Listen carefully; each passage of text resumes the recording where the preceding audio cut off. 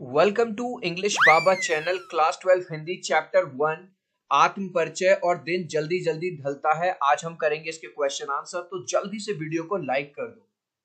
I hope children आपने video को like कर दिया है और अभी तक चैनल को सब्सक्राइब नहीं किया तो सब्सक्राइब कर दो सो दैट आपको हमारे सारे अपडेट्स मिलते रहे। क्वेश्चन नंबर 1, कविता एक और जग जीवन का भार लिए घूमने की बात करती है और मैं कभी न जग का ध्यान किया करता हूं।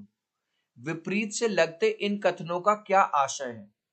तो अगर पहले आप क्वेश्चन पे ध्यान दो तो एक तरफ तो कवि ये कहते हैं कि मैं जग जीवन का भार लिए फिरता हूं, और दूसरी तरफ कहते हैं कि मैं जग का कभी ना जग का ध्यान करता। एक तरफ कहते हैं मुझे संसार की कोई परवाह नहीं है, एक तरफ कहते हैं मैं संसार का भार लिए घूमता हूं। तो विपरीत से लगते इन कथनों का क्या आशय है, क्या कहना चाहता है?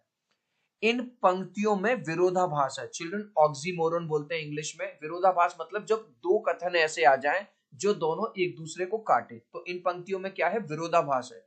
पहली पंक्ति का अर्थ यह है कि कवि को संसार के लोगों से कोई मतलब नहीं है। चिल्ड्रन ये है और दूसरी ओर कवि कहते हैं कि हमें बेफजूल की बातों को छोड़कर समाज की खराब परिस्थितियों पर ध्यान देना चाहिए। तो एक तरफ तो कवि कहते हैं कि यार मुझे संसार के लोगों से यार कोई मतलब नहीं है, भाड़ में जाए यार ये लोग, और दूसरी तरफ ये कहते हैं कि हमें बेफजूल की बातों को छोड़कर समाज की खराब परिस्थितियों पर ध्यान देना चाहिए। तो इन पंक्तियों में विरोधाभास हुआ है। नेक्स्ट, जहां पर दाना रहते हैं वहीं नादान भी होते हैं, कवि ने ऐसा क्यों कहा होगा? दाना का अर्थ है समझदार लोग जो किसी भी काम को सूझबूझ के साथ करते हैं।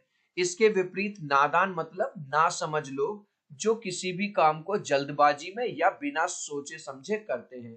कवि ने दोनों में अंतर बताने के लिए ऐसा कहा होगा। मैं और जग और कहां का नाता, पंक्ति में और शब्द की विशेषता बताइए। तो चिल्ड्रन अजीब सा क्वेश्चन है, इसमें और वर्ड 3 बार आया है। ठीक है, एक बार और यहां पे आया, एक बार और यहां पे आया और एक बार यहां पे आया। तो इस पंक्ति में और शब्द की क्या विशेषता है? देखिए, और शब्द का प्रयोग 3 बार हुआ है। कितनी बार हुआ है? 3 बार।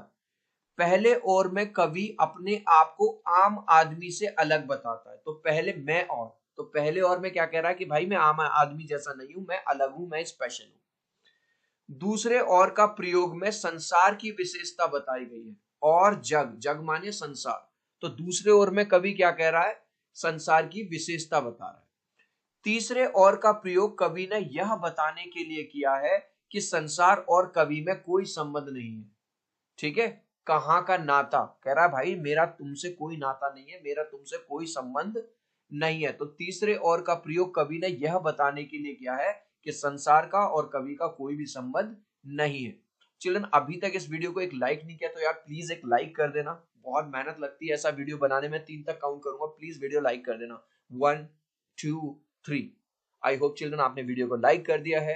प्लीज चैनल को सब्सक्राइब कर देना। एक लाइक से और एक सब्सक्राइब से बहुत मोटिवेशन मिलता है। Thank you children. नेक्स्ट, शीतल वाणी में आग के होने का क्या अभिप्राय है?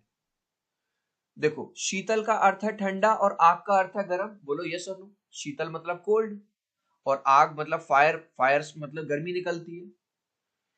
कवि ने विरोधाभास अलंकार का प्रयोग करते हुए यह कहा है कि भले ही मेरी वाणी शीतल है परंतु इसमें विद्रोह की आग छिपी है। वो कह रहे हैं भले से मैं गाली नहीं दे रहा, भले से मैं तेज आवाज में बात नहीं कर रहा, भले से मेरी वाणी शीतल है, लेकिन मेरी वाणी में विद्रोह की आग छिपी हुई है।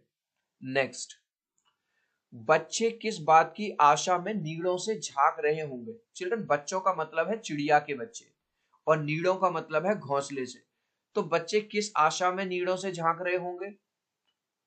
पक्षियों के बच्चे इस आशा में नीड़ों से झांक रहे होंगे कि कब उनकी मां आए और भोजन खिलाए। दिन जल्दी जल्दी ढलता है कि आवृत्ति से कविता की किस विशेषता का पता चलता है? दिन जल्दी जल्दी ढलता है कि आवृत्ति से यह प्रकट होता है कि लक्ष्य की तरफ बढ़ने वाले मनुष्य को समय बीतने का पता नहीं चलता। सही बात है भाई, जो आदमी अपने काम में लगा हुआ है, जिसको फालतू बातों से मतलब नहीं है, वो सुबह से लेके शाम कब हो गई उसको पता नहीं चलता। ठीक है चिल्ड्रन, इस लास्ट क्वेश्चन का आंसर आप मुझे दोगे कमेंट सेक्शन में। आपको बस अपने आंसर में ये लिखना है ए, बी, सी या डी। दिन ढलने के साथ ही बच्चे कहां से झांकने लगे? खिड़की से, छत से, दरवाजे से या नीड़ों से? अपने आंसर में बस आप ए लिख देना या बी लिख देना या सी लिख देना या डी लिख देना। सो आई होप चिल्ड्रन ये वीडियो आपको बहुत अच्छा लगा होगा। प्लीज वीडियो को लाइक कर देना, चैनल को सब्सक्राइब कर देना। अब हम मिलते हैं अगले वीडियो में। Bye bye.